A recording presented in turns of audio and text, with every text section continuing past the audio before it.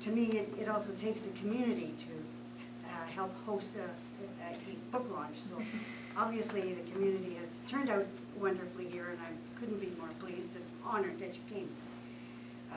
There's some people I should acknowledge that have helped this along, and my partner back there with the camera standing up, that's Wolf Davis, for those of you who don't know him. And the associate editor for this project is Laurie McMahon right here, at my right hand. And Carson and the library staff, we really appreciate the fact that you've made this facility available to us for this evening. And you know, he's put in a long day already, and then now here he is on his own time opening the library for us. So it's very nice of him to do that. A couple of our neighbors have volunteered some time tonight, and I'd like to thank them too. And with that, I'll just kind of go through what I'm going to cover for a few minutes and let you know what's going to happen in the next couple of minutes. There's a bit of an agenda. So I'll give you a bit of my when I'm done with the Q&A. And there's coffee and cookies available at the side here, and I hope you'll stay for a bit after, and have some community sharing going on here, and that would just be great. So once again, thank you all for coming. I'm very honored. Briefly, I came to Carberry in 1990 as part of the provincial government's decentralization program, if any of you can remember that far back. And what I did was I was the program manager for 55 Plus, which was at that time was a supplement for low-income seniors, and it was the provincial office. There were a number of people who came with me from Winnipeg, staff people, and then we hired some local staff people, and one of them is even here, Brenda Wells. They worked with us in that office. And that office was what is the current RM of North Cyprus office. That building was built for 55 Plus. And then when the program was shut down later in about 97, novels and a biography. And she had a third one that she was working on before she passed away. And it was a third historical fiction book.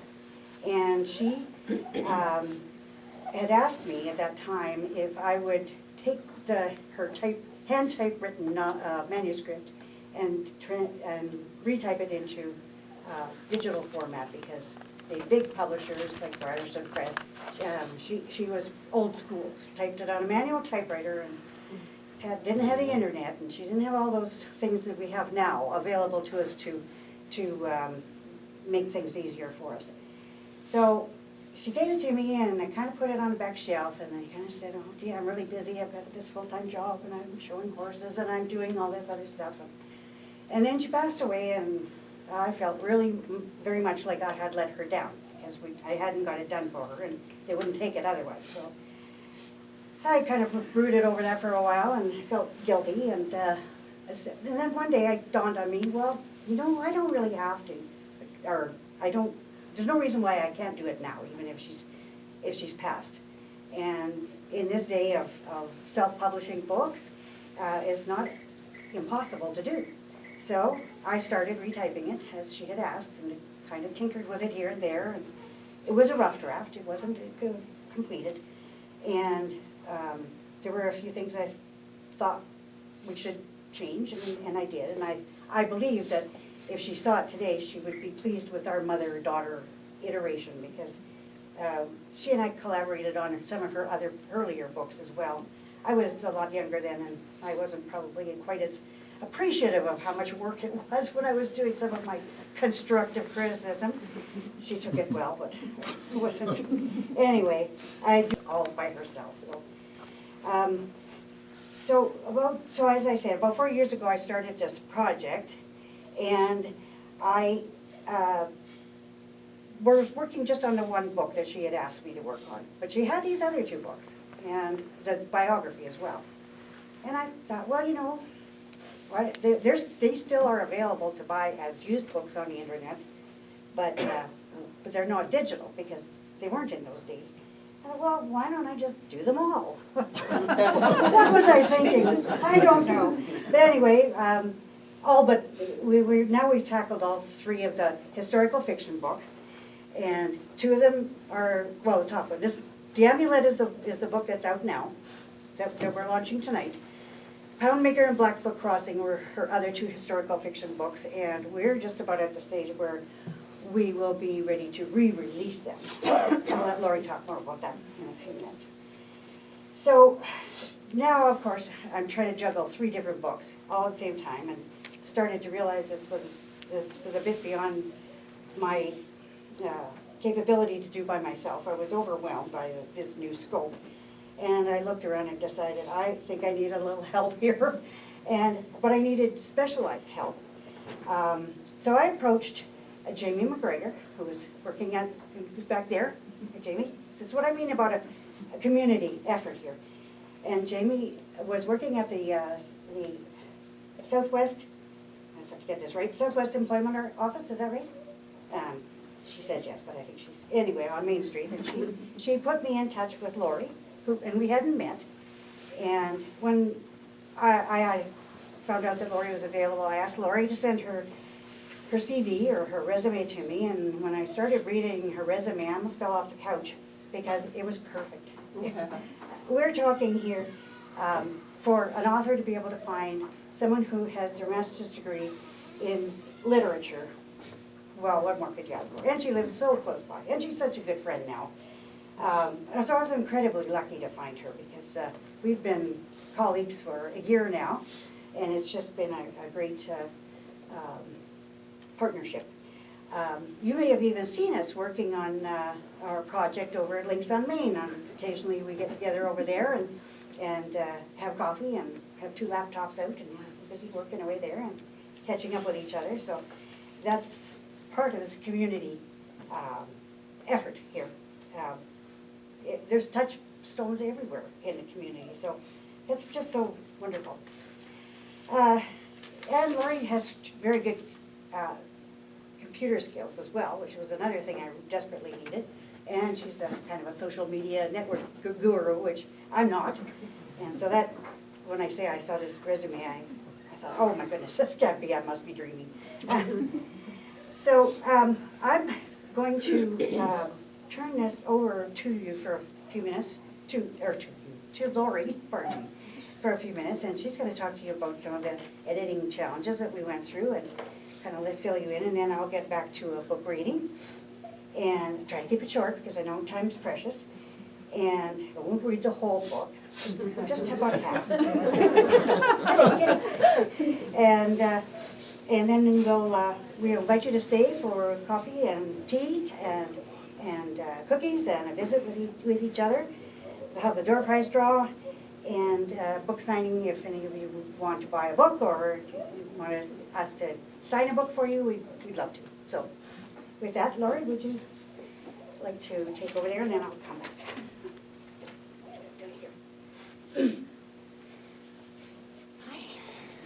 Makes me sound so awesome. You are so awesome. You got a little halo there. I know, right? I have to live up to this now. Yeah.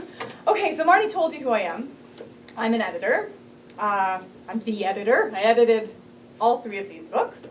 Like Marni said, Poundmaker and Blackfoot Crossing should be out, if all goes well, next week or the week after. As long as all the computer things agree with us. So we'll see how it goes. We'll keep you posted on the website. So as an editor, my job is to make sure that an author's ideas get from them to their readers with the smallest number of interferences possible. And interferences can come in all kinds of forms, right? So grammar and spelling, that's what people think of when they think of an editor, right? But there's other things that we do, like there's structure, there's the kind of language that you're using, there's who your reader is and how you can make your writing most accessible to them. So that's what I do, that sort of thing. So Marni hired me to help her with these books. And I should mention that I love them. I was really excited about the stories when I read them, and I'm really eager to help her get those stories to her readers. So when I approached these books, the most important thing to me was what is Norma's message? What is she trying to do? So I read the books, and I talked to Marni, because I obviously couldn't talk to Norma. And what I figured out was that what Nora really wanted to do was make the world a better place by helping people understand each other better. And by telling stories that she felt hadn't been told, and or had only been partially told, or had been told in a one-sided way. So basically what she wanted to do was give a voice to these people from history whose stories have started to disappear or have been misunderstood. So these books were really well written. I didn't have a lot of spelling and grammar stuff to do. There wasn't really a lot for me to do in terms of structure, or even any kind of big changes, but there was one interference that I thought really needed some work.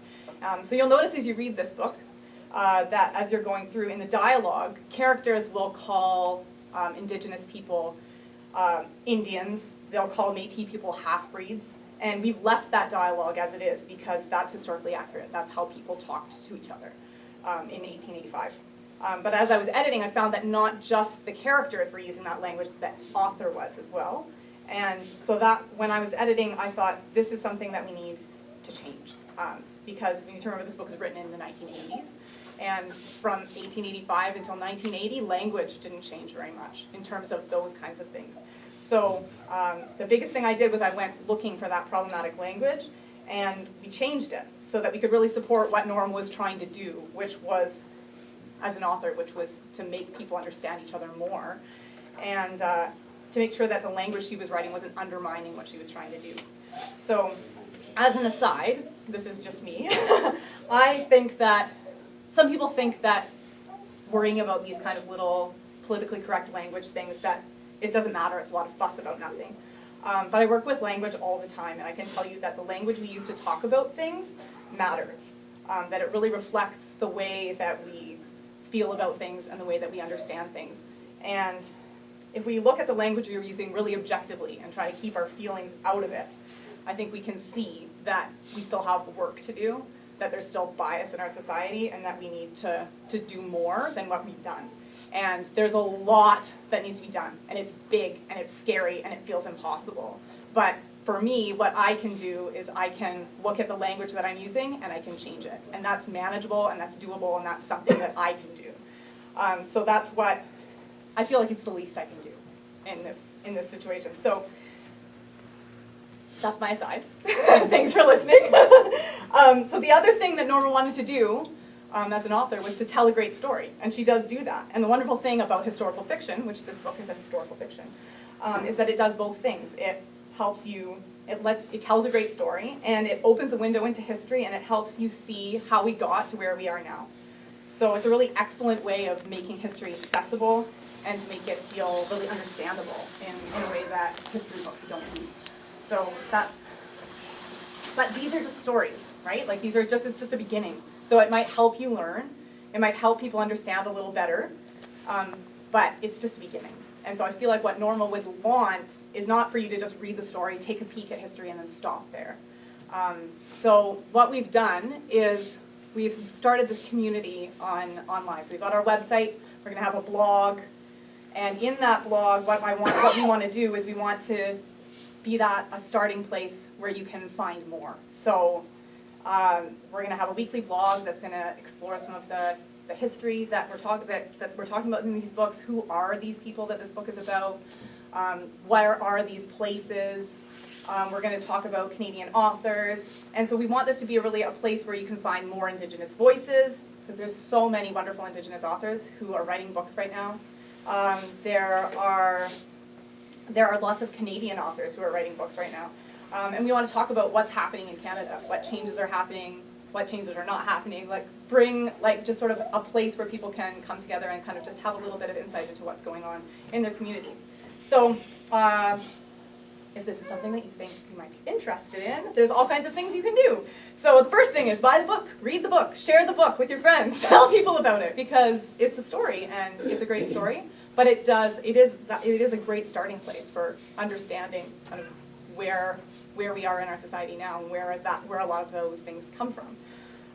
You can follow us on social media, read the blog, We're on Facebook, we're on Instagram, we're on Twitter, we're on all the things. We're even on Pinterest because when I'm doing research, I find amazing pictures and newspaper clippings and all these things. I'm like, what am I going to do with all this stuff? And so I started Pinterest boards. There's Pinterest boards. If you want to see the pictures of the people that are in these stories, that historical characters, their pictures are on our Pinterest board. So you can go looking for them there if you want. And you can join the mailing list. And if you do join the mailing list, we have also started a free Book of the Month club. So once a month, we're going to review a book by a Canadian author, or about a Canadian author, or a Canadian artist. We might have playwrights, we don't know all the books that we're going to do. And so if you put your name onto our mailing list, your name automatically goes into that draw, and one person on the mailing list is going to win that book. We'll send it to you, and also the review for that book will go out on the blog. So this is the first book here. This is Doug Dance's book, For the Love of Yellowstone. It's a book of photographs. And Doug Dance is the photographer who took all these pictures here. He's an amazing photographer, and he's spent several years taking pictures of the wolves in Yellowstone Park.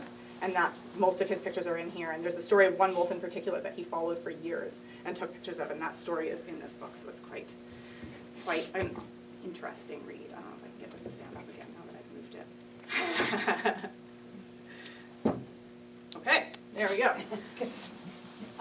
So if you are interested in adding your name to that mailing list, the ballots there, they have a spot for your email address at the bottom. So if you put your email address on there, then we'll add your name to the mailing list. If you didn't do that and you'd like to do that, just let me know, and I will be keeping a list behind the desk.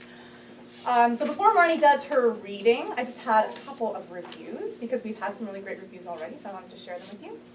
So Friesen Press, Friesen Press printed, It's a lie. so when we printed this book, when we sent it to Friesen Press, which is a self-publishing company in Altona, and they have a whole system of people set up where they help you self-publish your book. So when we first sent it to them, they have an intaking editor. So this is what she said about the book. Thank you for submitting this wonderful manuscript. With multiple storylines and numerous characters, it could easily have become bogged down, but it never did. Reading it was a real pleasure. And she goes on to say, I found myself actually disappointed when I got to the last page, something that happens far too rarely in this line of work, simply because I was sad to see it end. And I can honestly say this is one of the best manuscripts I've read this year, and I look forward to watching it reach its full potential. And then we also have a Kirkus review, which is very exciting. It's scary when you send a book to them, because they might just be like, oh, this is terrible. But they didn't. They loved it. So they said, the tension rises incrementally as the tale progresses, making for a true page-turner. But despite the growing sense of unease, there is also a fastidious attention to detail regarding the beauty of the Canadian wilderness. Fans of Diana Gabaldon's Outlander series will discover a comparable treat here, a love story that remains gripping until the very last page. You should have seen how excited we were when we got that. We were jumping up and down. And then for the last one, one of our first readers, he's a professor emeritus from the University of New Mexico. He said, the Amulet is based on a tragedy that few outside of Canada have ever heard of, a marvel of detail and pacing, a novel of horrific violence and poignant love. So, with all of those things in mind, I will bring Marni back up here to read you some of this book. Thanks very much.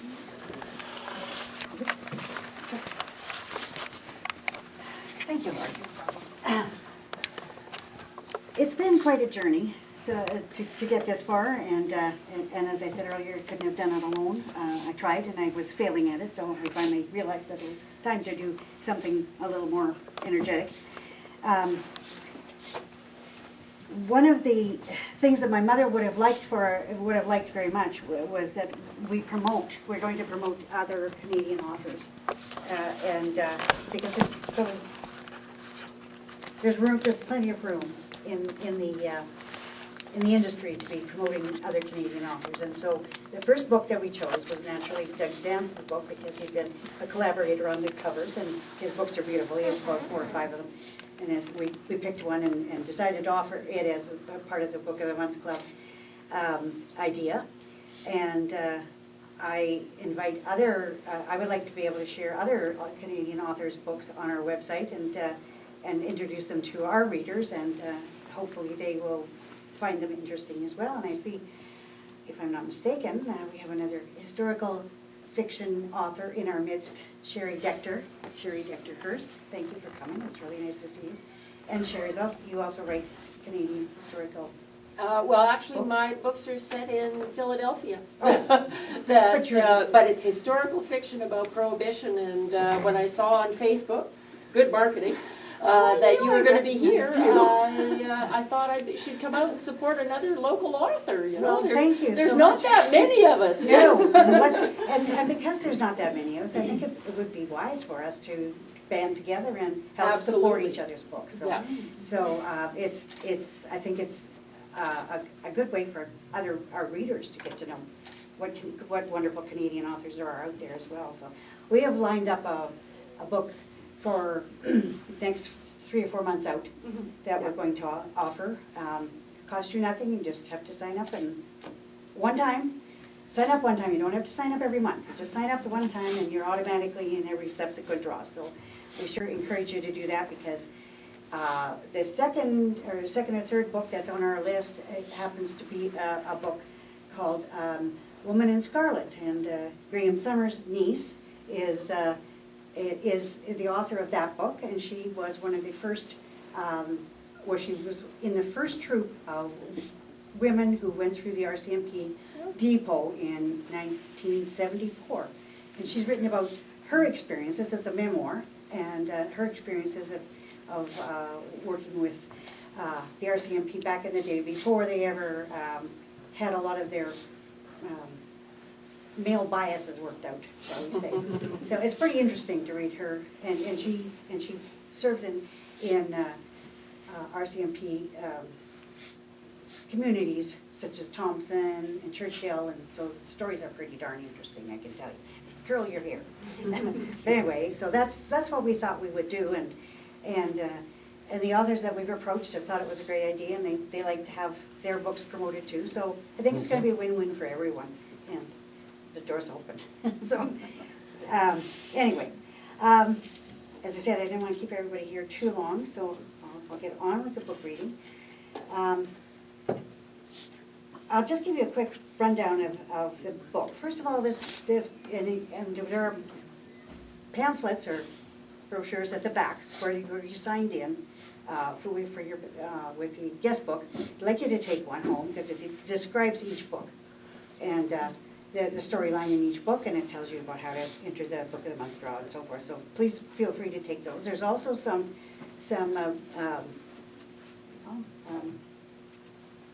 bookmarks, thank you. Some bookmarks back there, one for each book, and everybody needs a bookmark. And Wilford's famous for tearing the corner of the newspaper off and using it as a bookmark. And we have bookmarks all over the house, but anyway. So I know that they're quite handy to have. So if you don't have to buy a book to take bookmarks, just take them and enjoy them. So, just need to wet my whistle here for a second.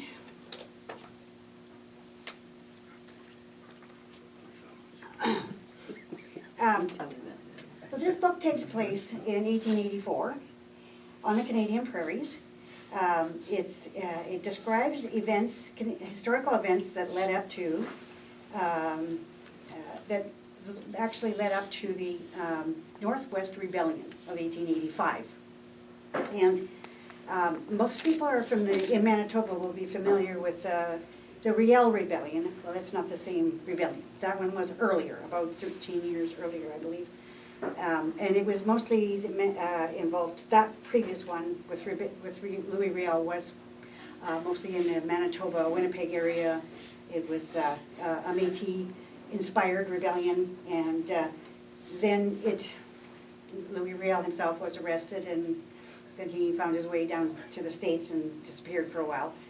But of course the issues didn't get resolved, so along the way, a little while later, the discontent bubbled along under the surface for a while, and then it erupted again in 1885 with not only Métis issues, but Indigenous Canadian issues as well.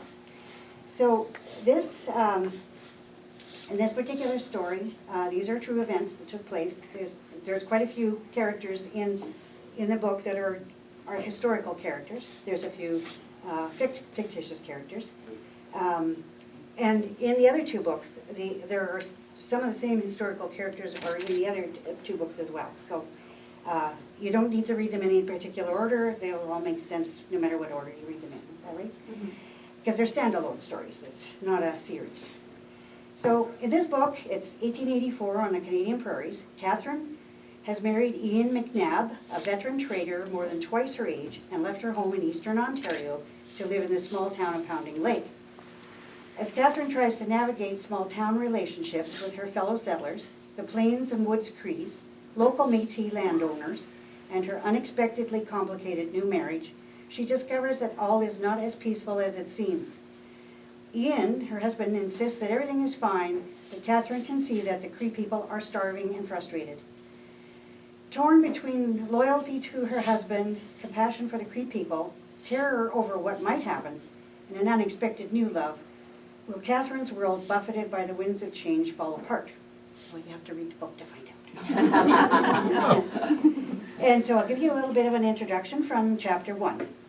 The district of Saskatchewan in the Northwest Territories, summer of 1884. If there were hidden watchers in the long grass, neither man could detect them. Zapristi, the Métis swore as he tightened his hands on the reins. I can damn well feel them out there, Mac, watching and waiting. He slapped at a deer fly, biting his cheek. You're spooked, Gabe, said Ian McNabb. Well, maybe. Gabe Berthier knew better than anyone to argue with the granite-jawed man riding beside him, a nerveless and stubborn Scot who never wasted words, especially with the men who worked for him. But he noticed that McNabb's eyes were more wary than usual. The rutted trail unrolled ahead of them, but nowhere on the sun-scorched plains was there a sign of life. Just tossing grass and heat shimmers blurring the far horizons. Dust puffed with every step of their horses and those of the wagon teams behind them. It billowed aloft where it hung like a ragged shroud against the brassy sky, a sure sign of their passage. McNabb cursed it silently as he looked back. His hard eye stopped briefly on the girl in the first wagon, and then moved back along the line of Red River carts, freighters and Concords carrying settler families. At the end of the convoy, in a buckboard, was a red-coated policeman carrying mail and military dispatches. McNabb looked at the girl again. She would have been more comfortable in the well-sprung buckboard, but McNabb curtly refused the policeman's offer to drive Catherine, using the excuse that Pascal Lebret was the best teamster in the business. He was also over 70 years old. She's still there, boss, said Gabe, a flicker of amusement in his eyes. Biting back his annoyance, McNabb managed a tight smile. It takes getting used to having a new wife at my age, but I'm looking at the dust and thinking about the noise we're making. We're hardly sneaking our way north. Red River carts can be heard for miles, wood on wood screeching unabated. Well, it's a big train and they're staying bunched like you warned them, but that means we can only go as fast as the slowest wagon. Too slow for my liking, agreed McNabb. Berthier gave him a quick glance. He had worked for McNabb for years, both on the trail and at his trading post in Pounding Lake. It wasn't the locals the inscrutable Scot was worried about, it was the young woman. Like everyone else, Berthier was astonished to learn that McNabb was now married after years of going it alone. He was even more astounded when he met her. She looked about half of his age, 19 or 20. She was a beauty, with a smile that made you like her right away. But merde, she was sure as hell would be out of place in Pounding Lake. What had happened to McNabb back there in Ontario? So far as Berthier knew, that dour Scot had never done an impulsive thing in his life. Berthier's speculation was interrupted as both horses shied violently. Carrying his rifle rather than resting it in a scabbard, he was nearly thrown. Dum to do. These two horses have burrs up their asses today, eh, Mac? McNabb agreed. They're spooked too. Leading a circus like this one, no wonder. They rode on in alert silence, unlike the old days. Now, with the buffalo wiped out, the tribes were mean and starving, and wagon trains were fair prey. McNabb wondered how these new settlers would behave if they did run into trouble. He felt pity and contempt for them. Their dreams of a new and better life would likely be eclipsed by the danger and the hardships that lay ahead. McNabb's first visit in 10 years to see his father in southern Ontario had been a duty, not a pleasure, until he had met and become hopelessly infatuated with Catherine. She was the daughter of William Matthews, his father's closest friend and an Anglican minister. But he still could not believe that he'd married the girl. A few women had drifted in and out of his life during his 20 years in the Northwest, but he'd always stopped short of marrying any of them. McNabb was a born loner. His business was his real passion. It prospered because he was shrewd and astute, with simple tastes and nerves of steel. He was set in his ways and never considered changing them for anyone, not until Catherine. Now here he was burdened with a girl half his age, overprotected by her doting parents, and purely ornamental, as his father, Jamie McNabb, had said. He believed he would be the butt of many jokes when word of her got around Saskatchewan country, and McNabb was too proud to relish that.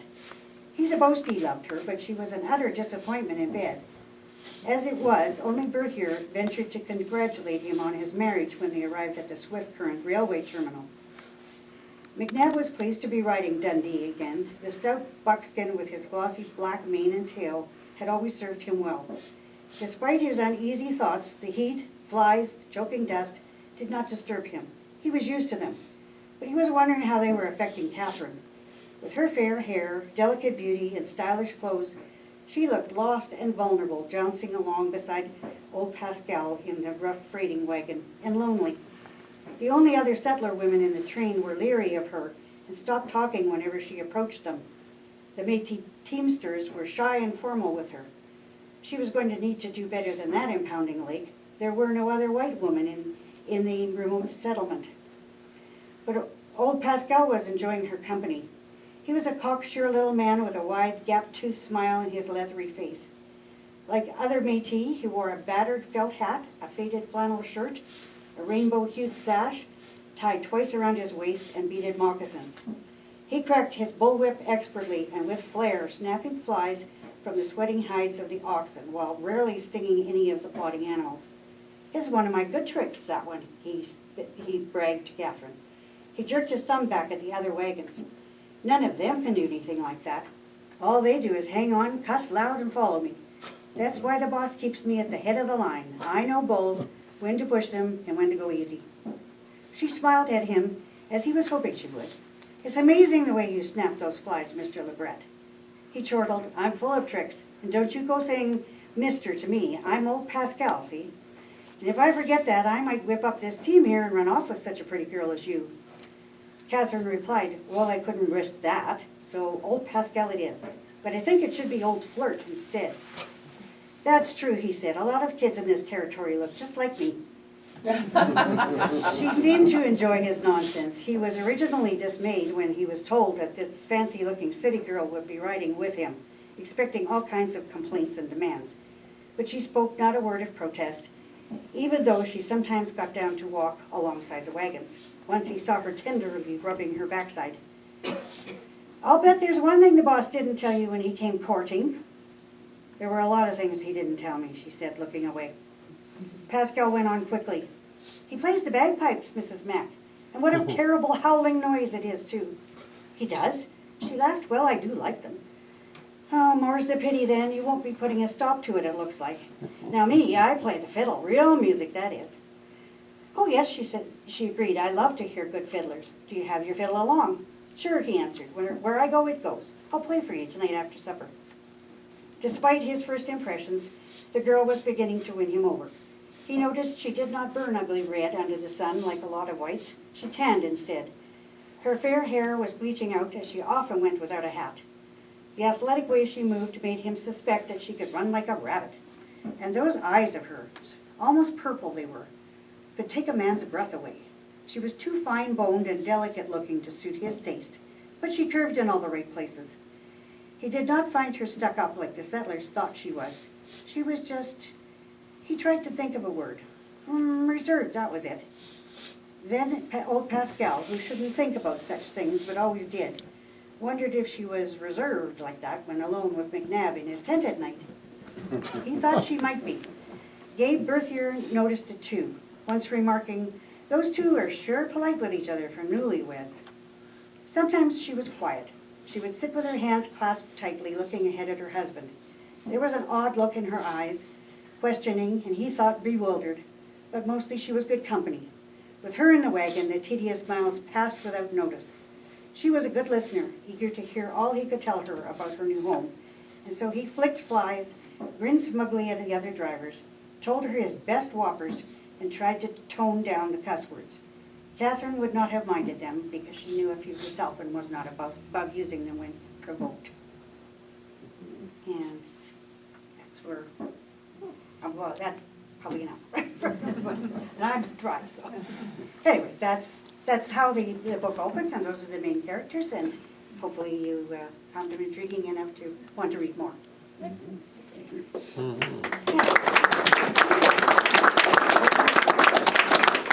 And as we said before, I'm going to go back to my notes here.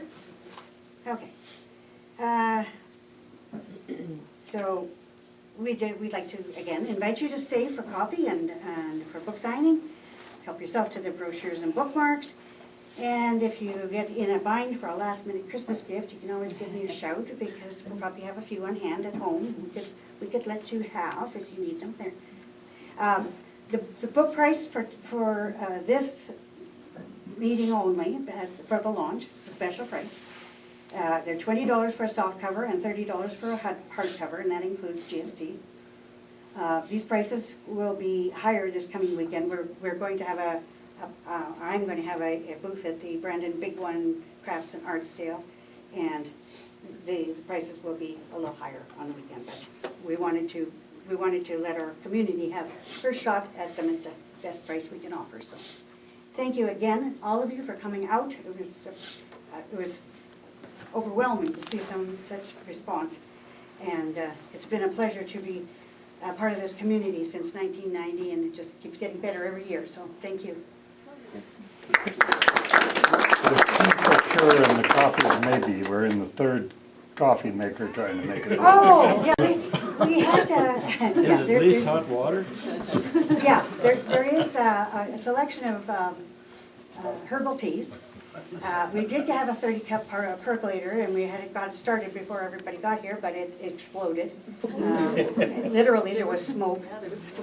So then Bob and Grace Green came riding to the rescue with another perk, but apparently we're now on our third perk. Yeah, so coffee will maybe not quite be ready yet, but there's tea, there's water, there's cookies, and please mill around and make yourselves at home.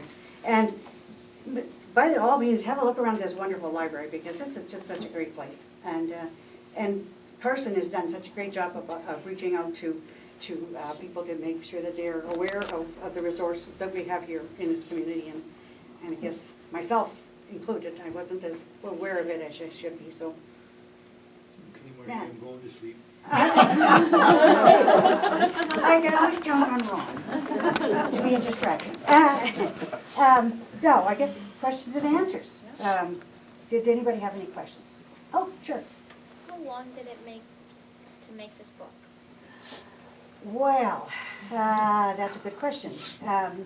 I started retyping the draft manuscript 4 years ago, but of course my mother worked on it prior to that, so it usually took her 8 to 10 years to write a complete novel, from first word to ready to go to out into the public.